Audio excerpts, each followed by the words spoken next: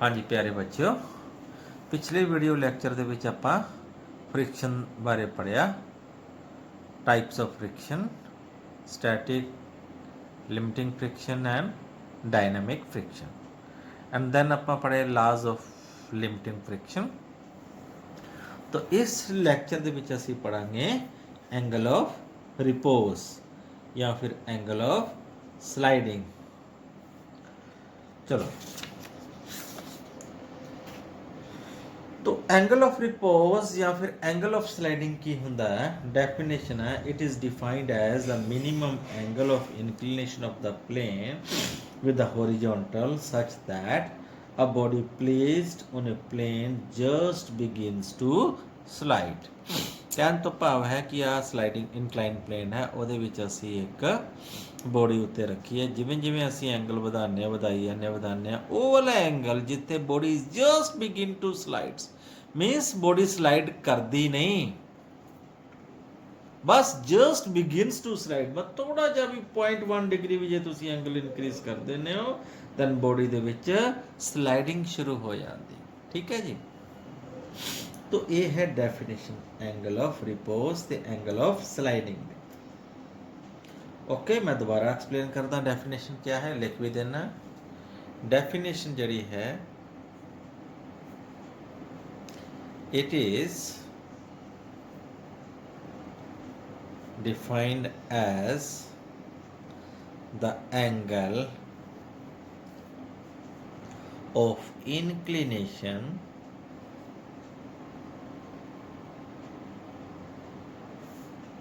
with horizontal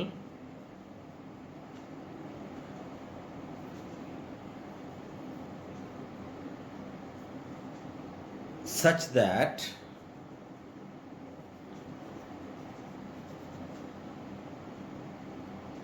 the body just begins to slide, body बच्चों just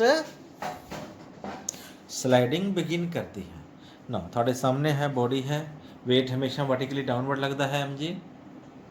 तो आ वाला angle alpha है, तो बड़ी सौखे तरीके ਨਾਲ ਜਿਓਮੈਟਰੀ ਨਾਲ ਪ੍ਰੂਵ ਕਰ ਸਕਦੇ ਹਾਂ। ਤੇ ਆ ਵੀ ਐਂਗਲ ਅਲਫਾ ਹੋਏਗਾ।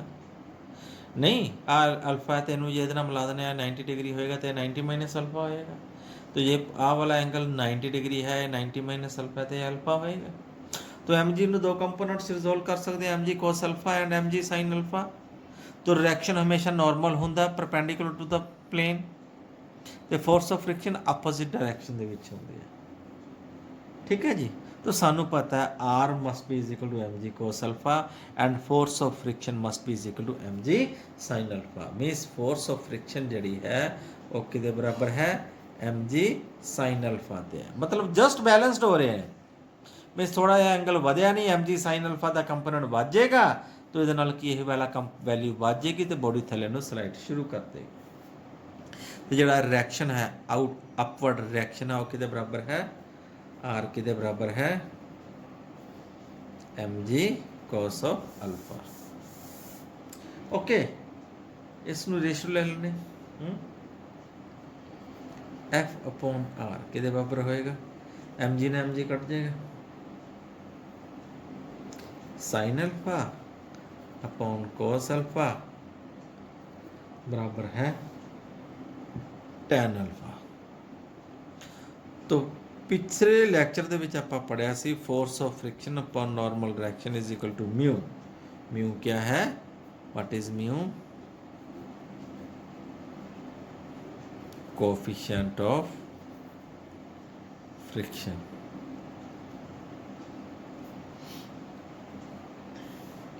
तो mu is equal to tan of alpha.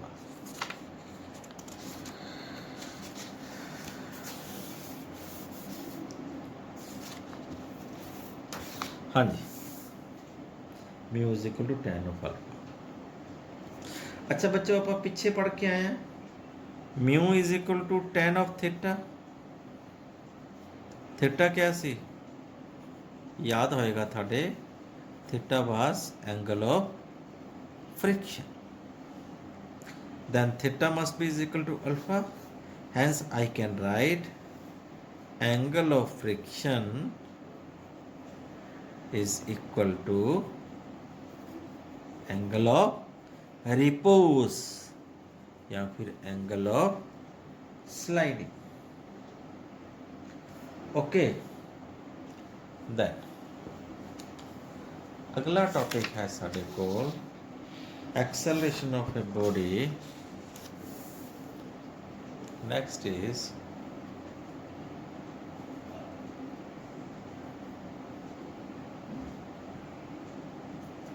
acceleration of a body down a rough inclined plane. Inclined plane.